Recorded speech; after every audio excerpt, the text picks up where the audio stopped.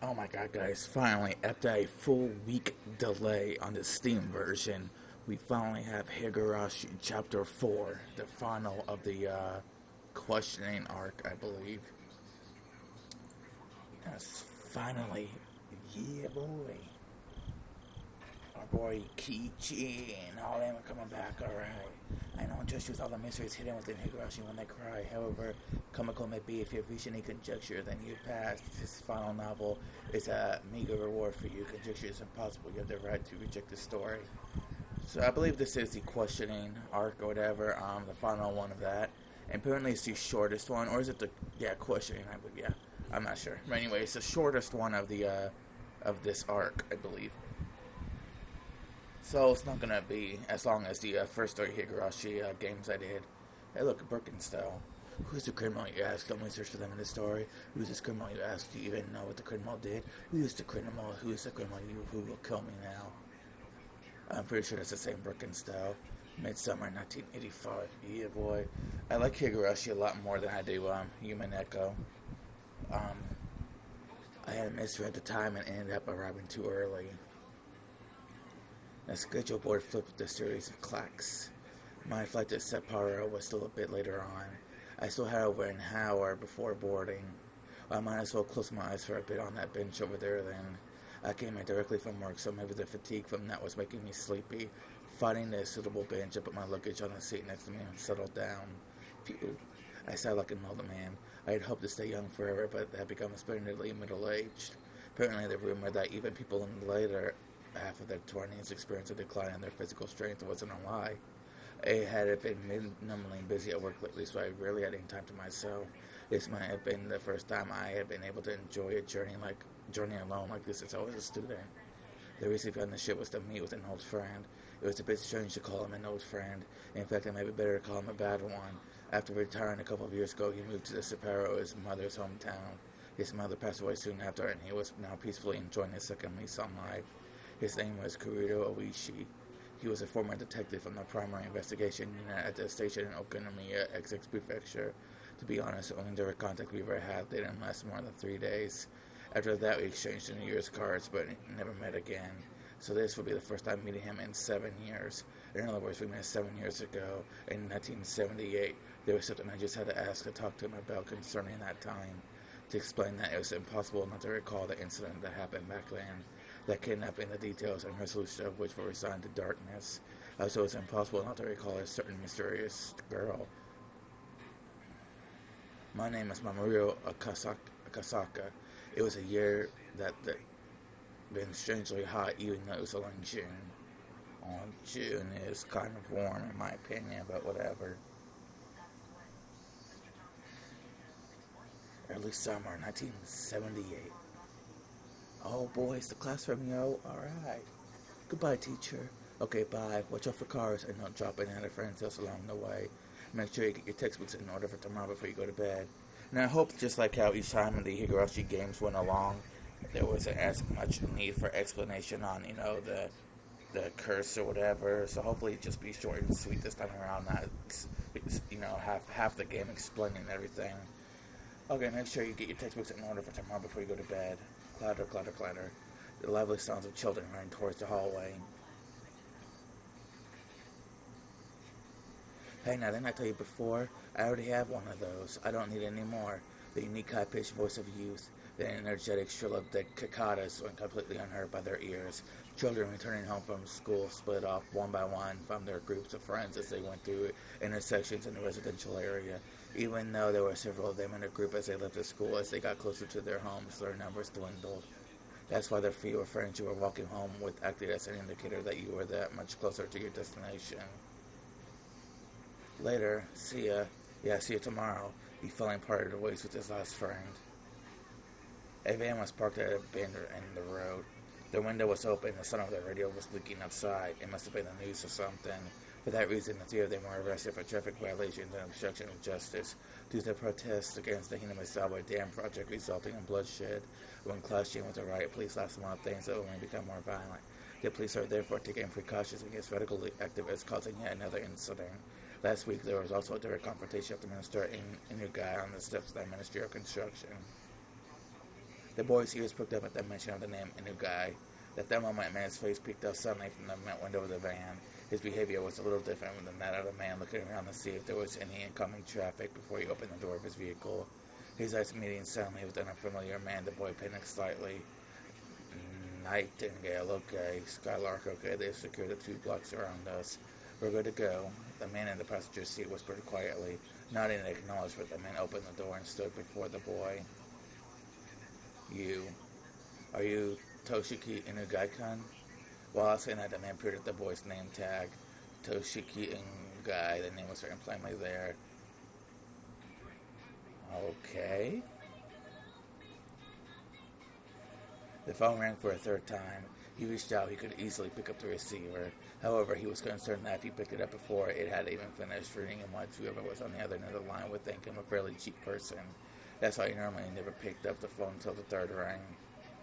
He even thought it was worth this habit.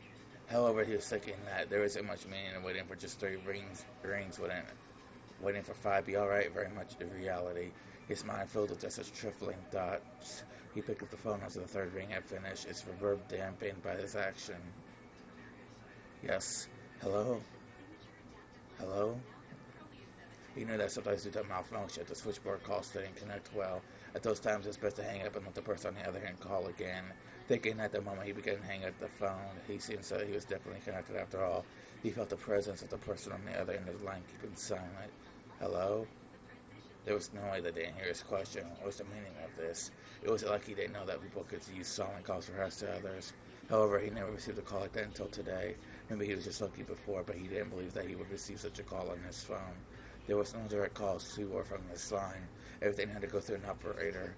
Therefore, there was absolutely no way the call would be connected unless it was verified there was somebody else on the other end of the line. That's why he didn't understand how to deal with a silent call and instead settled into confusion. I don't know who you are, but if you have nothing to say, I'm going to hang up. Please call again some other time. Intending that to be the party in line, he made the same down the receiver. It was at that moment the person on the other end spoke for the first time. You didn't say who you were, so I was anxious. You're not Minister Inugai. Please hang up right away. He couldn't help but be surprised by the extremely strange voice on the other end of the line. Was there a human alive who could speak with this hoarse and metallic voice? No, this was a voice he had heard somewhere before. That was the kind of voice that was on those lowbrow documentaries that they used when they wanted to hide the identity of the speaker, wasn't it? The voice he was hearing over the line was exactly like that. Who are you? As I said, that's what I want to ask. Are you Minister Inugai? Inugai hesitated to answer. Unable to discern the intent of the suspicious phone call, he had a vague feeling that something was off.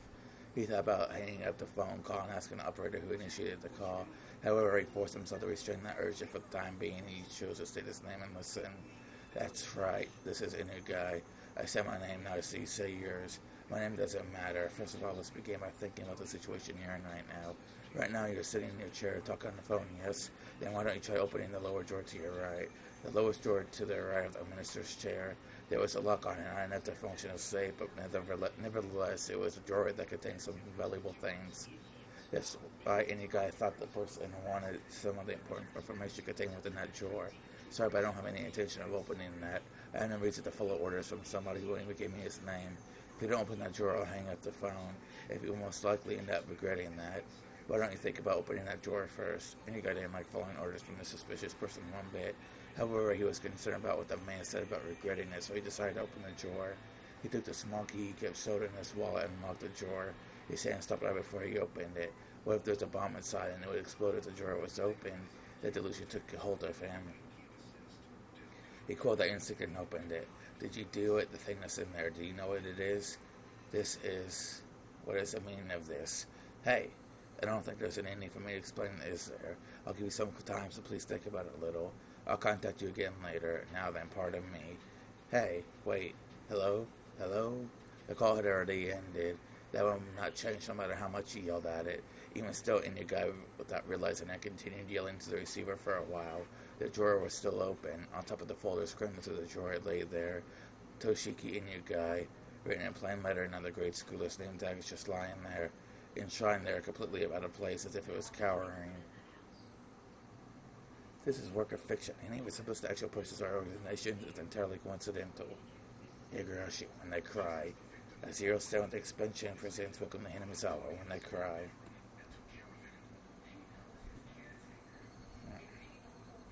So I wonder what other one of the cry games are besides the Higurashi and Human Echo. And if there's any more, I wonder if we'll ever get them in English or not. It'd be kind of neat, though, because I'll play them. I'll read them, play them, whatever. Anyway, do you remember Yuki? This picture, this is where I first proposed to you. That brief moment before you nodded back. You probably wouldn't know how much it seemed like an eternity to me. Yes, I would have never thought that amount of time could feel like an eternity compared to how long I had to wait for you to propose to me. It was. From the moment I met you up until today, compared to the time I spent since I was born, it might have only been a brief period, but they were definitely precious, beautiful days that deserve to be called an eternity. That time continues even now, from now on. I wonder if it'll be a boy, or maybe a girl? Either one is fine. Boy or girl, either way, it's living proof that we love each other. If it's a boy, we'll name it after you, Mamoru. If it's a girl, we'll put the Yuki from my name in hers. Thinking about names is so fun in the end that we still haven't decided yet. There's still time to puzzle over it. Not the long of time, actually. You see, Yuki, there's something I had to apologize for today. It's my job. Sorry, it looks like an annoying bit of work has come up. In the worst case, I might not be able to be there for the delivery. It's fine. We have a very important job. What you do protects the way we live. Compared to you, it's nothing. Please go ahead. When you return, I'll be waiting here with our child. Thank you. Also, I'm sorry. Please don't apologize. If you feel guilty about it, then you can just atone. If I atone that much, no matter how much money I have, it won't be enough. It's a joke. Now go on. As I left the room, I bumped into an elderly man. It was Yuki's father. In other words, my father-in-law. Father, I didn't want to intrude, so I waited in the hall. I didn't mean to eavesdrop, but I heard, go. Yuki is that kind of girl. No matter what happens, she doesn't want to hold you back. I have forced Yuki to give up on so many things. To put her through this during childbirth, such an important time in her life, I'm ashamed. If you really feel that way when you're done with your work, make some time for Yuki. Be happier with that when you're passing your work off on someone else. Thank you. I know full well you do important work. Be proud of what you do. Yuki is looking forward to your triumphant return. Yes. I jumped into the taxi that was waiting outside. Compared to the time when I first got here, the numbers on the fare meter had grown considerably. It seemed that the modest time Yuki and I had spent together wasn't so modest from an objective point of view. Sorry to keep you waiting. Go ahead. No worries. Well, then off we go. The taxi jerked as it changed gears, accelerated. Soon we're in the hospital. My wife was in behind a throng of buildings. If it was to end up as a really troublesome ordeal, I probably wouldn't be returning for quite some time. They call a Ricky like me on top of that. One who's off duty, it seemed that the section chief was calling for all hands on deck. The veteran upper brass gathering on an emergency basis happened occasionally. This was the first time, though, that I experienced everybody gathering together like this. Whatever was happening, I thought it was going to be something novel. Right when my wife was ready to give birth, if I wanted to spend time to curse my misfortunes, I'd be here all day. Even the verdant ginkgo trees lining the street that always brightened my mood seemed to lack some of their usual luster. Or lustre, something, whatever. Eventually the government office came into view. Briefly holding my breath, I let the feelings of tension course through my body once again. I had to remember the work I was doing was important, necessary, and difficult. I composed myself and sharpened my wit. Ready. The taxi stopped in front of the building.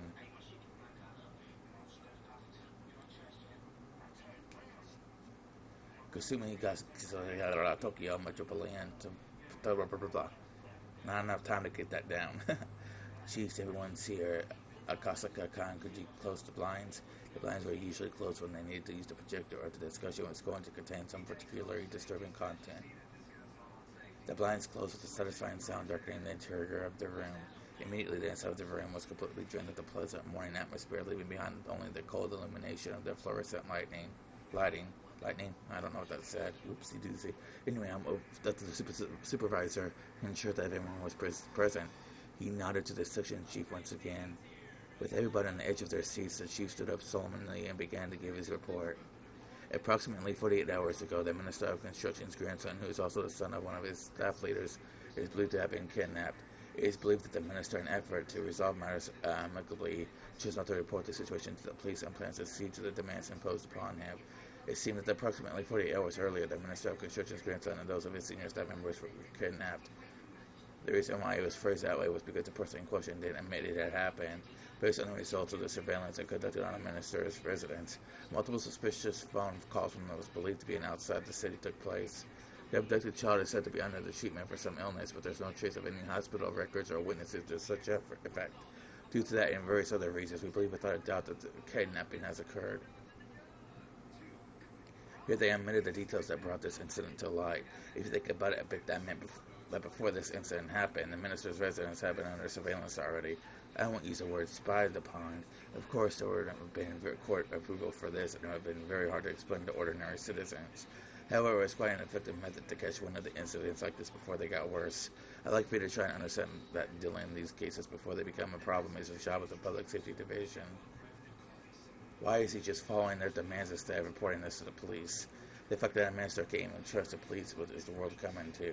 It seems a group of perpetrators demonstrated that they have quite a high level of surveillance on the ministers themselves when they conducted the kidnappings, and have to give the minister a pause before calling the police. We'll find out right away if he called the cops, more or less. It's just possible that there's a mole close to the minister. Several of the higher-ranked members who seem to have experience with this kind of thing let out deep sighs. Because the perpetrators of demands as well as this entire incident are as of yet unclear. But in any case, the possibility that this may grow to threaten national interest is extremely high. If their goal is to simply have their demands met for monetary gain, that would have been nice.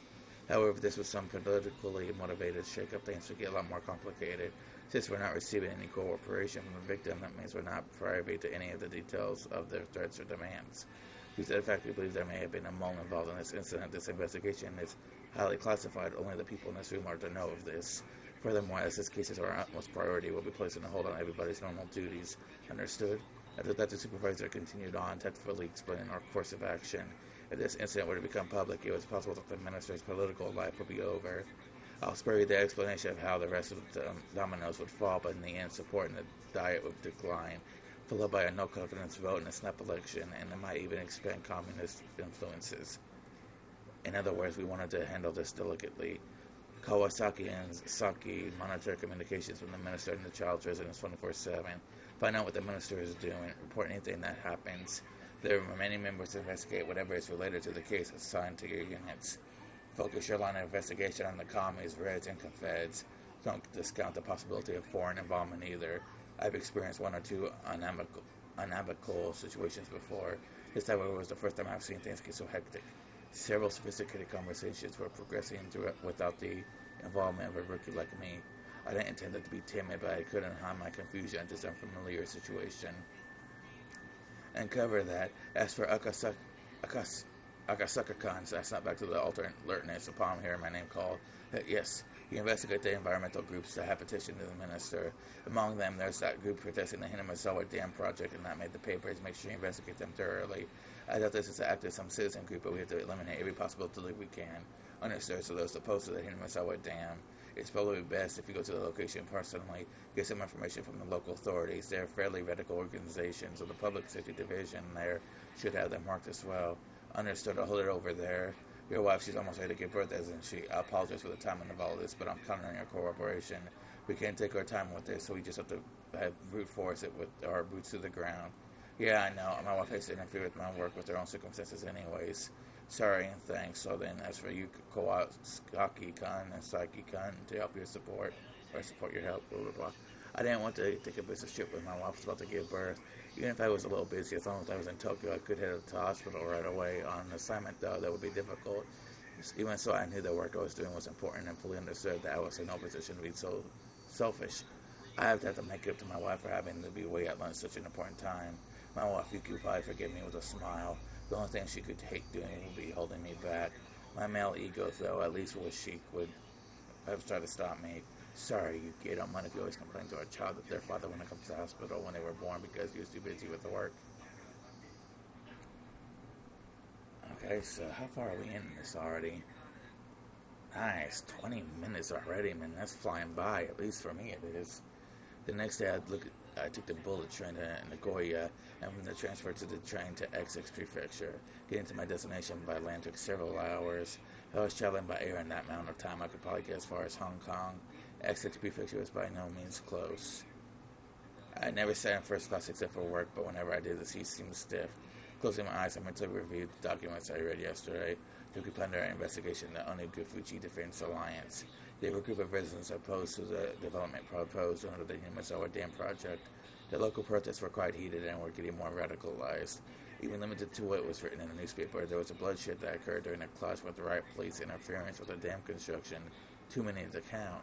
The number of petitions, sit-ins, and direct appeals to the relevant organizations were innumerable. As an extension of that, there was a direct appeal to the Minister of Construction the other day. This was the reason why we're investigating this group in the first place. The land that they lived on was going to be submerged, so it was no wonder that they would go into the frenzy over it.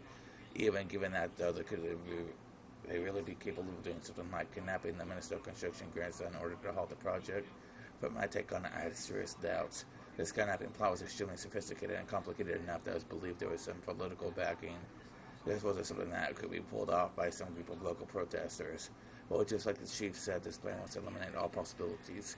While I'm in the XX police's reference room, taking my time investigating the higher-ups in Tokyo, would probably solve the case without my involvement entirely. Even if that was true, I couldn't regret being away from Tokyo while my wife was ready to give birth. This was work.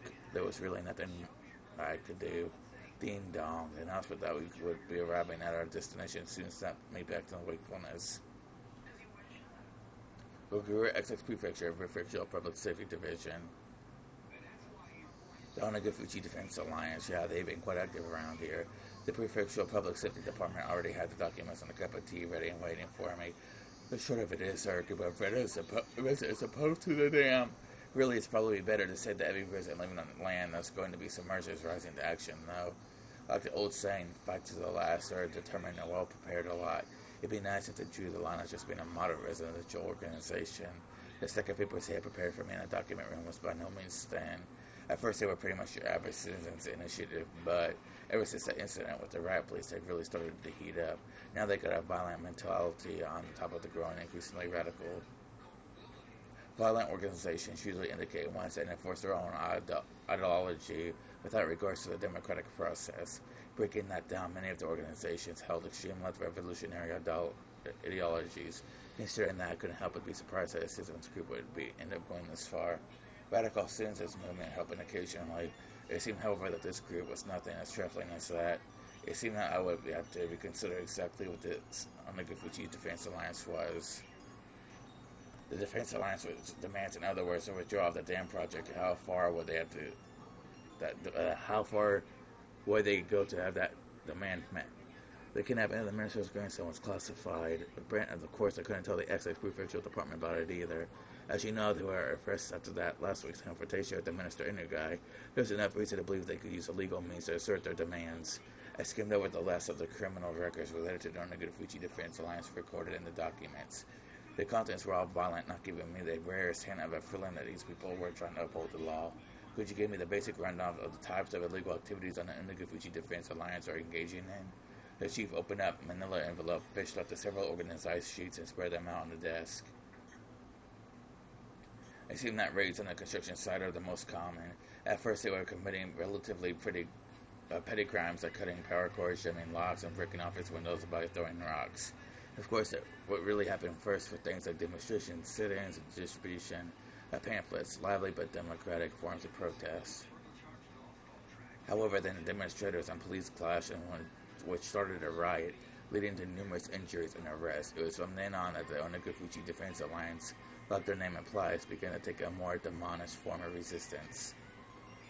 If the raids were frequent, did the local police up their patrols? Well, of course they were on the full alert, but they were up against locals, you know. There wasn't much the police could do if they were sneaking around under the cover of the darkness. You might as well label the entire map of Himatsubushi village around the dam construction site enemy territory. No matter how alert the police were, the locals would just show them exactly how easy it was to sneak around. Actually, it was after the police upped the security that the protesters started getting ever more extreme, as though they were being provoked. See here, can you tell how things started to heat up? On an office set on fire, the destruction of heavy construction equipment. Destruction? They couldn't use explosives? No way, you see, they crammed the gas tank full of sugar cubes. If they do that, it fouls the engines. Even in Japan, it seemed there had been people doing that to the vehicles of occupying forces right after the war. Compared to their misdemeanors like breaking windows, it was extremely violent and aggressive. After being toyed around with to the extent the local police have completely lost face. The arson was a bit much. After that, the local police drastically increased the number of personnel they had stationed there around the clock. The raids on the construction site quieted down a bit after that. He used the words quieted down, but that was still a smack dab in the middle of the list of crimes. See, after that, they found that attacking the site become difficult. They started resorting to personal attacks. The first people targeted were the construction workers. After that, there was silence. What was being described to me, it was a guerrilla war fought in the jungle. Threats and violence against the workers. Harsh words and harsher rocks were thrown. There's quite a list of accusations here, but there's not a whole lot of convictions. Of course not. First of all, there are no witnesses. On top of that, even if we identify the perpetrators, they have alibis coming out of the woodwork. What do you mean by that? Take, for example, you're walking around in Himatsubushi when a certain man stabs you with a knife. You remember the person clearly and even know his name and address. However, the knife doesn't have any fingerprints on it and there's no other physical evidence. Well, you think this would be a run-of-the-mill case of assault, wouldn't you? And in Himatsubushi, that was a perfect crime. The entire village, they're all in on it. To protect the man who is the perpetrator, they'll get their story straight and prepare an alibi. To that end, they'll probably even forge some evidence. There's nothing they could do but put them on trial. On top of that, being any material evidence, there'll be people testify one after another to cover his side of the story. Any prosecutor would hesitate to file charges. I'm not sure about murder, but if it's something like opening a gash on somebody's forehead with a thrown rock or leaving a bruise after hitting someone, even if you could single out the suspect, there's enough reasonable doubt to not convict. Every case is without a doubt perpetrated by someone in Himatsubushi if they can't identify who. Even if they could figure out who it is, they're unable to obtain enough circumstantial evidence through due process. The villagers were all extremely well informed about this, and so the malicious, vicious, and tenacious personal attacks continued. The victims can have been okay with that, right? Couldn't they have filed for an appeal? Or you see about that everybody on the inquest committee didn't want to get involved with something so troublesome. They won't stick their noses into anything related to Himatsubushi. The inquest committee is comprised of a random selection of local residents. In the event the prosecutor fails to get a conviction, they have the power to order a retrial. It's a system designed to assert the will of the people and the actions of expert prosecutors in the legal world. In this case, however, being composed of local residents has backfired. They don't want to get involved. Why is that? How do I explain this? You could say they're afraid, since it's a little special there. Special? Is it an outcast community? No, it's a little different from that. Well, just think of it as them being afraid. It's a little hard to explain it just now. Alright, there's an easier way. Up in his forehead with the handkerchief, he opened the file label as a list of members of the Onegafuchi Defense Alliance. The power of the Onegafuchi Defense Alliance, you see, is the fact that they can count many people among their members who are influential in neighboring areas. Could you take a look at this? Look what startled me. Prefectural and municipal assembly members, staff members of the Chamber of Commerce, an executive of a business association, an executive of a town council association, and a PTA liaison. There were more than a few people with a lot of say both locally and in neighboring regions. Around here you can pretty much expect your actions to be observed by those against the dam project. If he says something in his support, who knows how it would work out to your disadvantage. In any case, every time this area is being held by the throat by someone from Himatsubushi.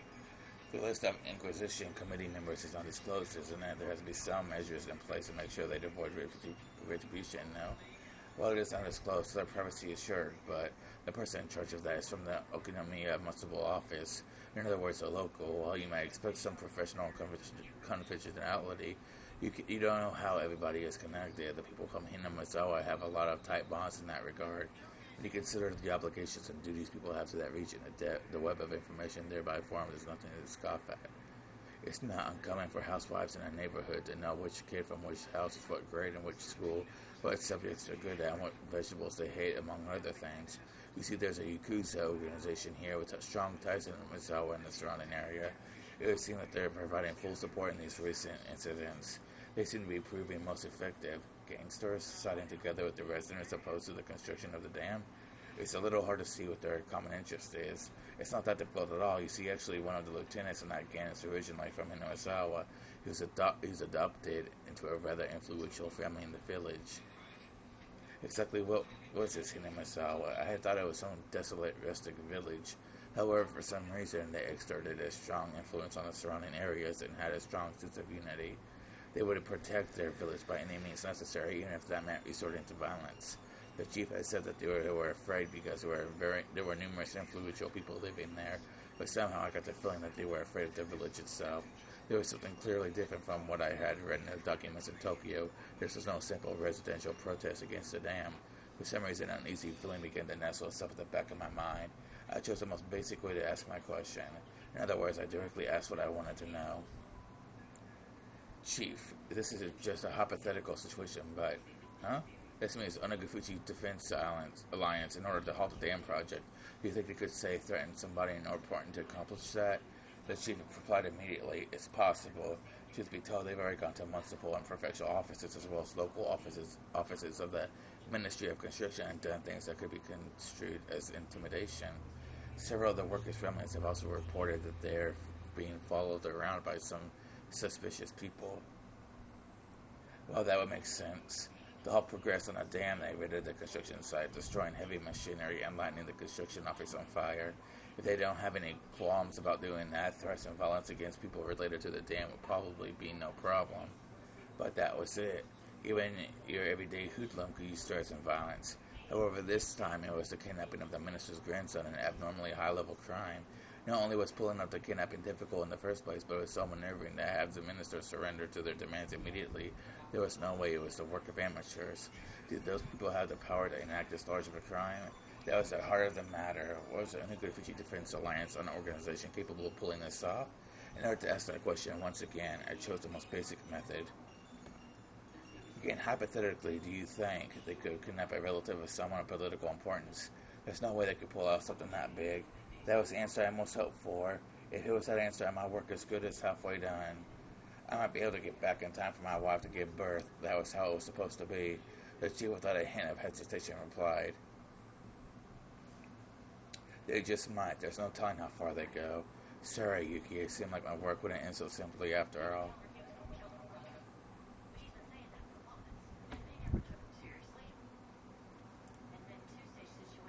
33 minutes. Woo-wee. Oh, Akasaka-kun. Good work. How's the information gathering at the X6 Prefectural office? It's coming along. It seems I'll be able to meet with their local public safety department, so I'm planning on heading out that way. How's the investigation in Tokyo going? The others are progressing along, but the number of groups we got to investigate are countless. Time isn't really a luxury here. There are no new developments at this time. No matter how suspicious the Onegafuchi Defense Alliance was, if they solved the case in Tokyo, my job was done. It looked like my wishful thinking wouldn't come to pass. Hanging up the phone, I left my gaze drift outside the window to the valley of unfamiliar buildings. Akasaka-san, Akari can borrow just returned. I'll take you too, so follow me. Thank you. He showed me to the elevator to the underground parking lot where a battered sedan was waiting for me. That steering wheel kept drifting to the left was a little concerning, but it would be enough to get me around for a while. My destination was Shishibone City, X6 Prefecture, an area under the control of the Onegafuchi Defense Alliance. The Okinomiya police station was right on the front lines.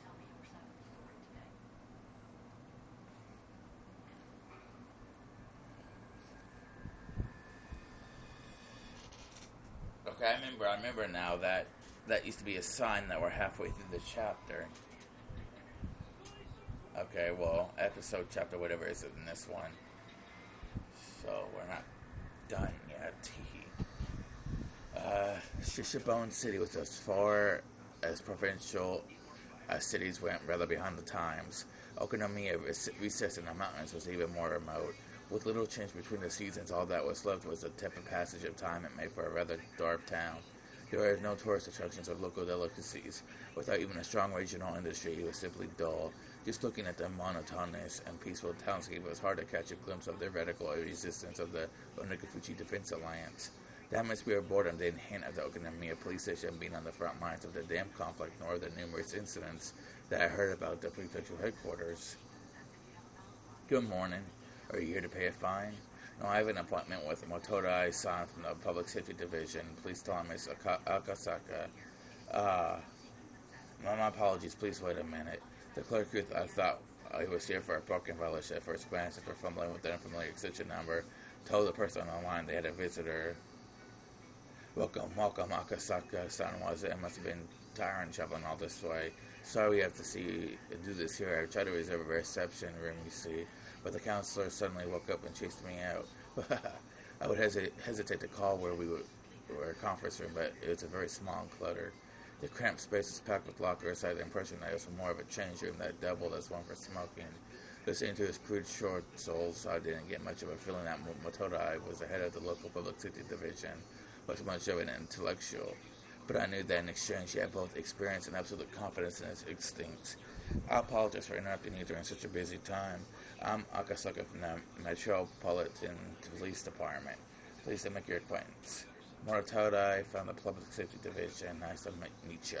I was threatened by a Senkai from the Prefectural Game Busters to be generous with my cooperation. Game Busters? You mean the Prefectural Crime Prevention Division? You see, we're treating the Onagafuchi Defense Alliance as an extension of the local Yakuza. You'd be able to be a newbie if you think they're just residential protest group. They said at their prefectural office, too, that the Onagafuchi Defense Alliance was linked to the local mob. If I recall correctly, the adopted son of somebody influential was a lieutenant in that gang. It's the other way around, the complete opposite. The Yakuza put up the protest group as a front to justify their actions. Just think of it like that, completely the other way around. Motodai was just about rolling with laughter. This was slightly different than the info given to me at the prefectural office, but somebody indebted locally would be more knowledgeable. Well, we were talking occasionally, so people who seemed to be detectives would comment and exchange. One of those individuals noticing Motodai's guffaws came up to us. Oh, man, Oishi, what's up, boy? I was wondering what you guys were talking about. Oh, Kira-chan, for timing, why don't you join us? This here is Inspector Akasaka, who came in all the way from the Tokyo Police Department. An inspector, I'm still a rookie. My name is Akasaka, pleased to meet you. It must be nice to be so fresh-faced. It must be. Did they hire you this year? I couldn't help but think I was being ridiculed, so I only responded with a forced smile. I could tell that this new person was like Motodai, the fact who had confidence in their instincts and experience. I really didn't like those type of people. Let me introduce you, Akasaka-san. This is Oishi-kan from our investigative department. Regarding the S-file you were asking about, he's familiar with it. S-file. S for Sonozaki.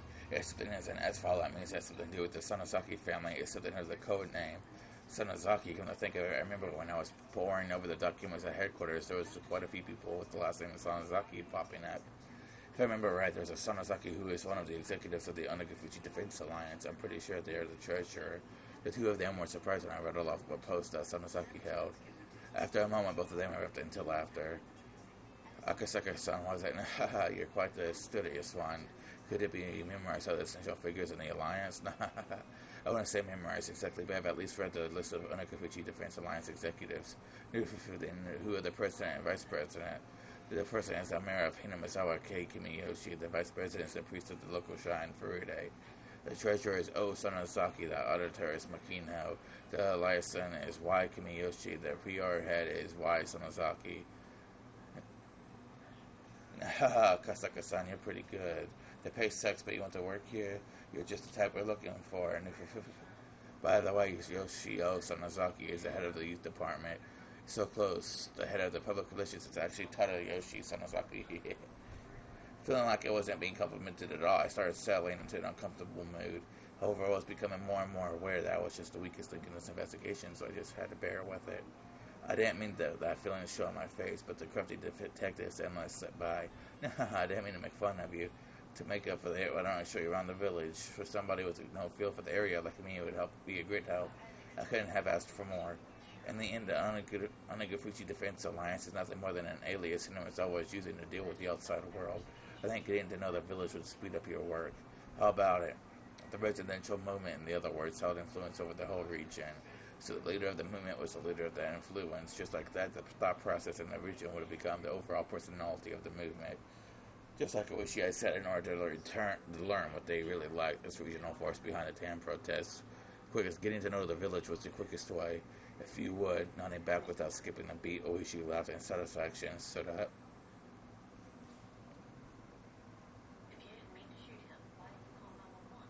If I took the information I learned at the prefectural office and from Motodai to heart in my position was exposed, my personal safety was at risk.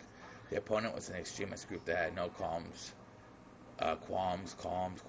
about using threats or violence against somebody. If my personal info was leaked, it wouldn't be hard to imagine that I'd be in danger, whether on the job or not. Thinking that, I felt a little nervous. These guys are quick to remember faces. If you're seen with me, they'll probably do a lot to hinder your work. This might be a little cliche, but put these on. Oishi handed me an incredibly suspicious disguise comprised of a baseball cap, sunglasses, and a mask. I didn't want to get all hot and stuffy, but Oishi's warning was probably right on the money. Considering that, I put them on with appreciation. I looked so suspicious that Oishi had to smile wryly. How much should I tell you again? Let's see. The part where you were talking about these three ancient families control the village. The Onigafuchi's defense alliance was the same as the village of Himatsubushi itself, meaning there was a direct correlation between being an executive in the alliance and being a leader in the village, as Motorodai had told me a short time ago. If the village was ruled by three ancient families, and it would be the Onigafuchi defense alliance was ruled by the same three families. What did the documents at the prefectural office say about the leader of the defense alliance or whatnot? The documents always using were classified. If I respond to each question, it'd be a breach of security. However, most likely, this man I just judged was more well reversed in that situation than any of the documents of the prefectural police department. So I decided to answer him. That the president of the alliance is the current mayor of the village, Ch.4. Oishi started upon hearing that, let a small chuckle. For him to ask like that, I laugh at the answer as it reads recorded in the documents. But that wasn't the case in reality. So then it means there's somebody else other than Kiyoshi beyond the scenes, contrary to what the prefectural office thinks or rather is commonly known. Old man Kiyoshi is nothing more than a figurehead. In the first place, the post of the mayor in that village is nothing more than a ceremonial. In other words, there's something else in charge of both the alliance and the village.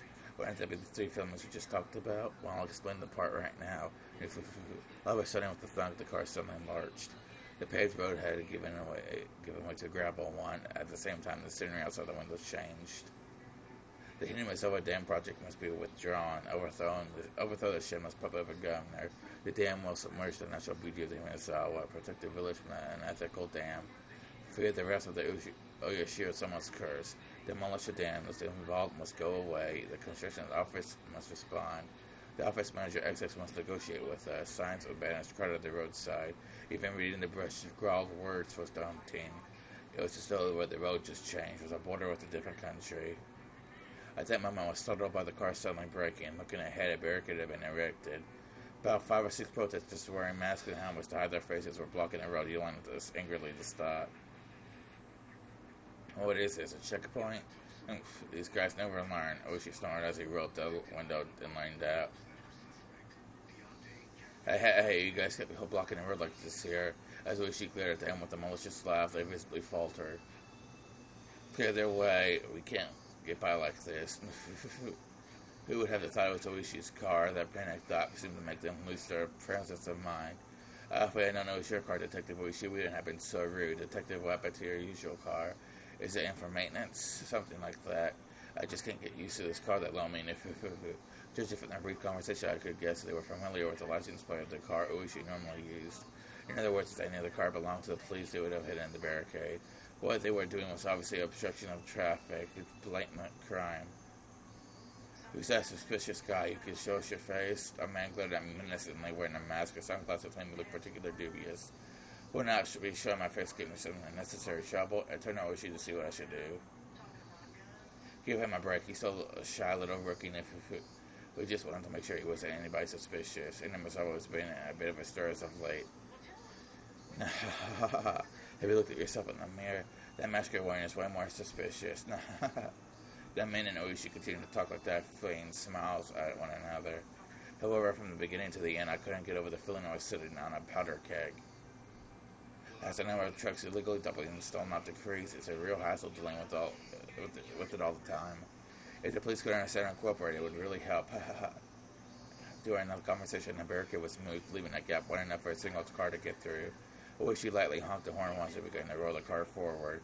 I could see the man of antagonistic glares at the back of the car in the rearview mirror. Oh, is that just now? Blocking a public road like that?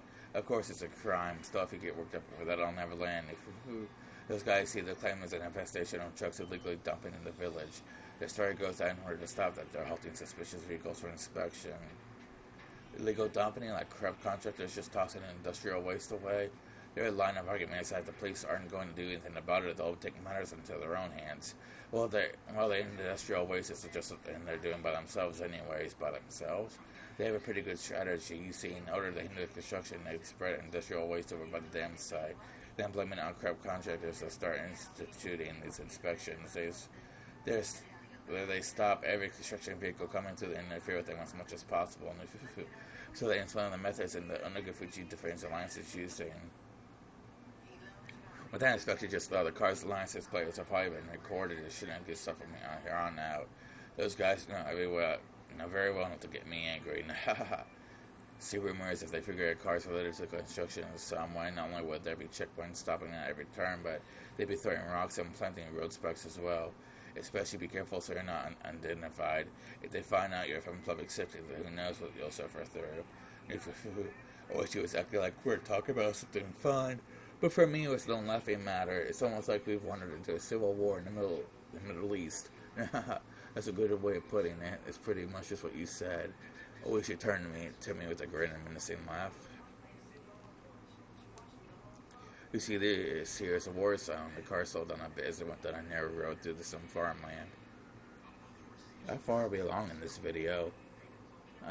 Okay. I'm getting kind of close to 50 minutes already. Not bad. See that house in the forest over there? That antiquated one? Look at what Higurashi was pointing there. Certainly was an old, traditionally designed house. That belongs to the mayor, old man Kiyoshi. You could say it belongs to the main Kiyoshi house as well. There's a lot of branches, but they'd be one of the three families. The ancient families that control Himatsubushi. That's right, and one of the others is the Furude family. Their house doesn't even have a single branch. All that stuff is the head's priest's family. Right over there's the shrine. He's the priest there. By the way, the Defense Alliance's office is on the grounds of that shrine. The office of the Higurashi Defense Alliance. If these guys were this enemy, that would make the shrine a stronghold. Can we go look over there? The shrine is the Furude family's private property. You see, being police, we can't surf it there without a warrant. See, they got a member of the diet with ties to the village backing them up. Basically, being the police has its strengths and weaknesses. But I mean, when we talk about the three families, there's something from a long time ago, way back to when those three families used to hold councils to decide things about the village. I mean, it's different now. You got a pretty good nose. That's what I expect from an academic. The car braked to a halt with a squeal. Ahead of where we stopped were several signs. Private property beyond, no trespassing. Beware of the poisonous snakes. Danger, turn back. Intruders will be charged an entry fee of 1 million yen. Signs were erected there with things like that written on them. The road was separated from the forest by a chain-like fence wrapped in barbed wire. Since it's private property, this is as far as we go. There's several surveillance cameras set up further and saying that we just got lost, won't work with these guys. They're beyond there, right? The people currently controlling Himatsubushi and the Higurashi Defense Alliance are neither the Kiyoshi family nor the Furude family, but the last of the three. Yeah, beyond here is one of the three families, the Sonozaki family. They're the ones controlling Himatsubushi from the shadows. Among the list of executives recorded in the documents, the number of people with the last names from the three families was quite high. Of course, Sonozaki was no exception. However, at the top was the Kiyoshi family. If the Kiyoshi family seemed to be in charge of the rulers behind the scenes were the Sonozaki family. This double-layered structure and implicity told me that the village had both a light and dark side. The current head of the Sonozaki family is an old lady named Oryu. She is an outclaw you could call her Empress Sonozaki. Be careful, she's no small fry. She's enough of a VIP that even the mayor of the city has to bow to before her. While in Himatsubushi in the surrounding area, their relatives have mounted a block of several thousand votes. No politician could show disrespect for that. In other words, that would make her the actual leader of the Higurashi Defense Alliance, right? You got it. With those words, Oishi pulled out a well-worn cigarette box. The suspected kidnapping of the minister's grandchild and subsequent threats. With these parts of the hidden plot by the Higurashi Defense Alliance in order to have the Himatsubushi Dam project cancelled. You came all the way from Tokyo to investigate this, didn't you? Huh? Yeah, that's right. Something the matter? Then, is it related to the direct appeal incident with Minister and new guy? If that's the case, then public safety has marked him on a watch list.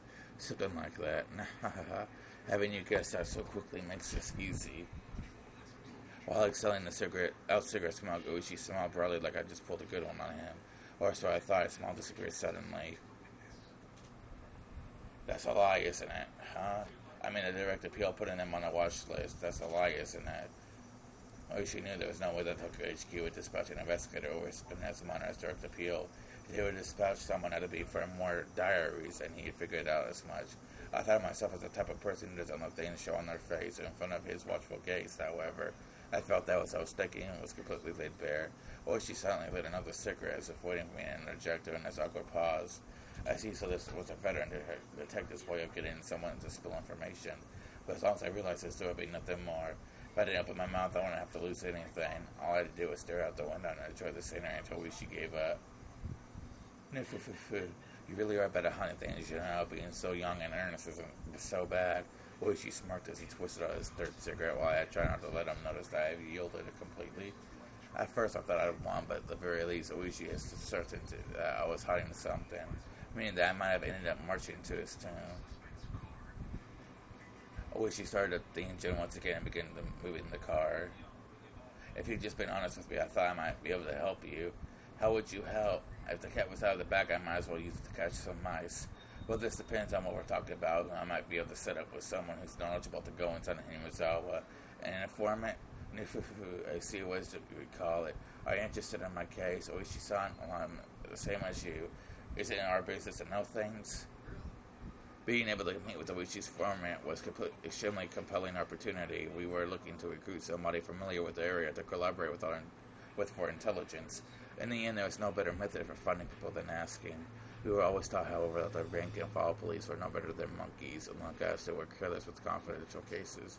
We looked down on them like they had run their mouth up in a drunken stupor. Oishi was an outlaw even amongst them, and here I was lost on whether or not I should tell them about the kidnapping of the minister's grandson.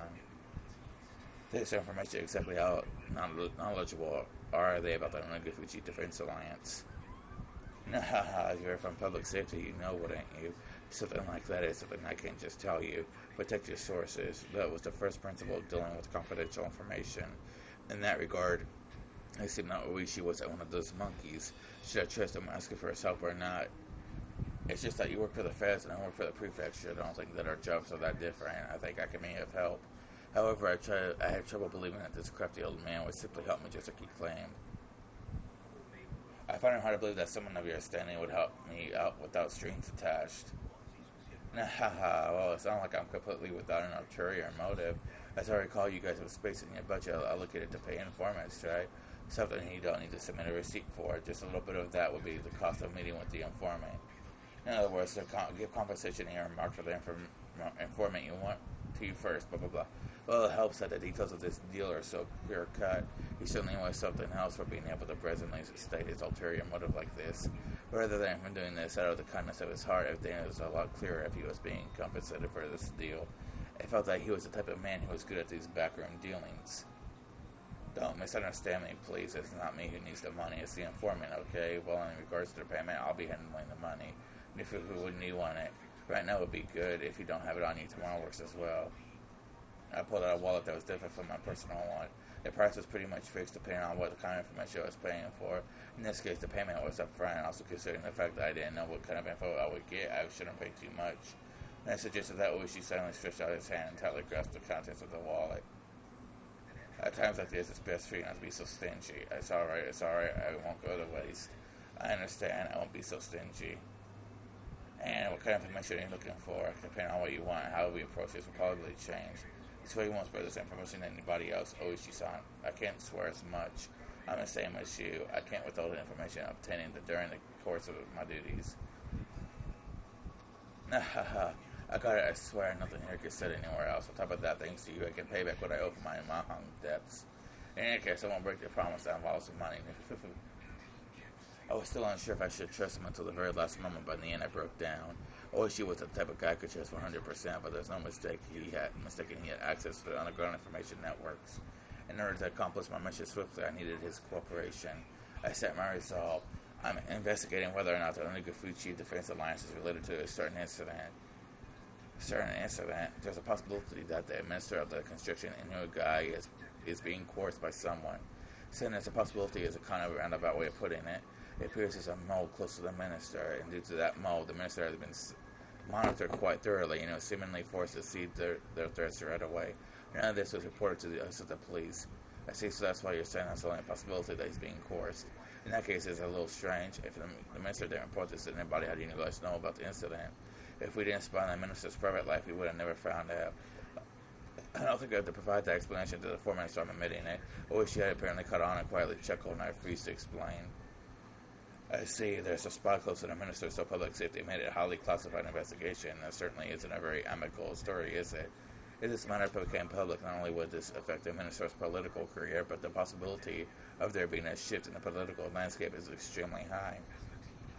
The perpetrator's aim is indeed that, and this could develop into a very grave situation.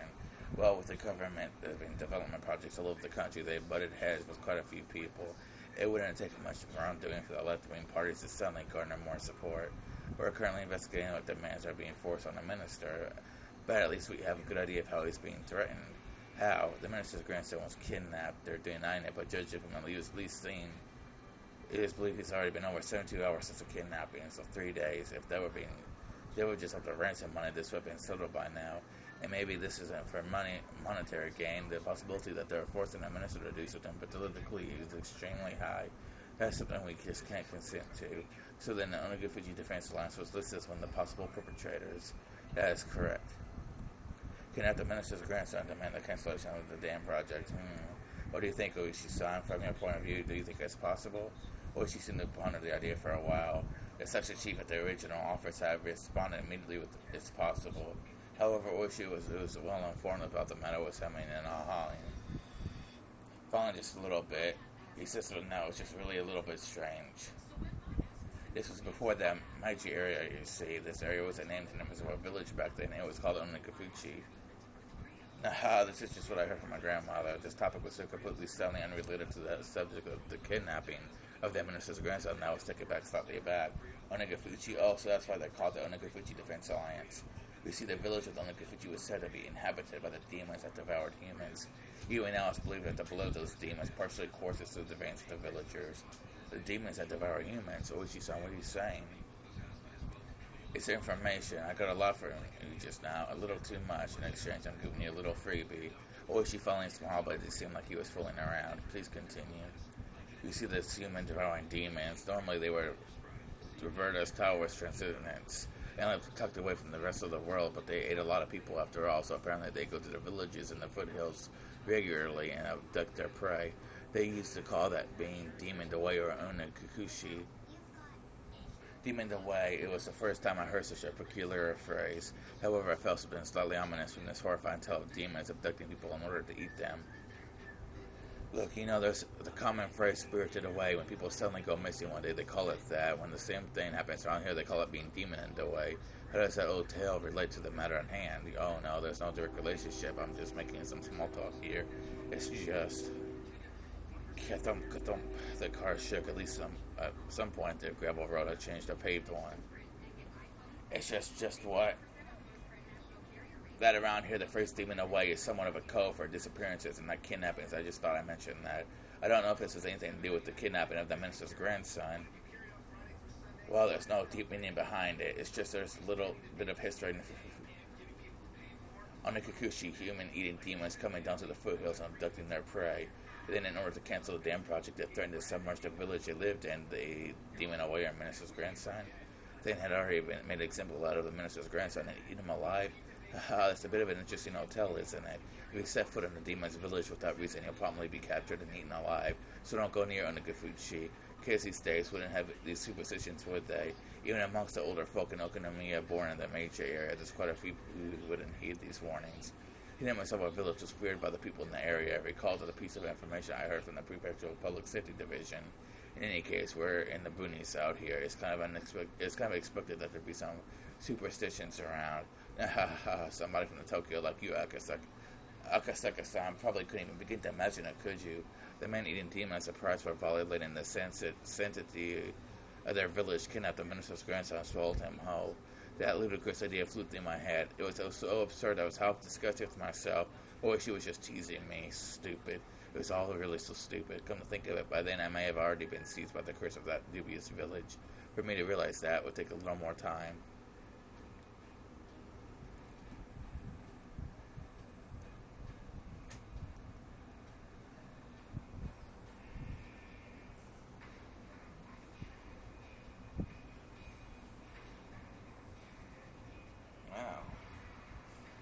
phone call. Thuki. Okay, cool. I forgot the new tips and stuff. Okay, guys, thank you guys for watching the new start of the new Higurashi game, and I will see you guys later.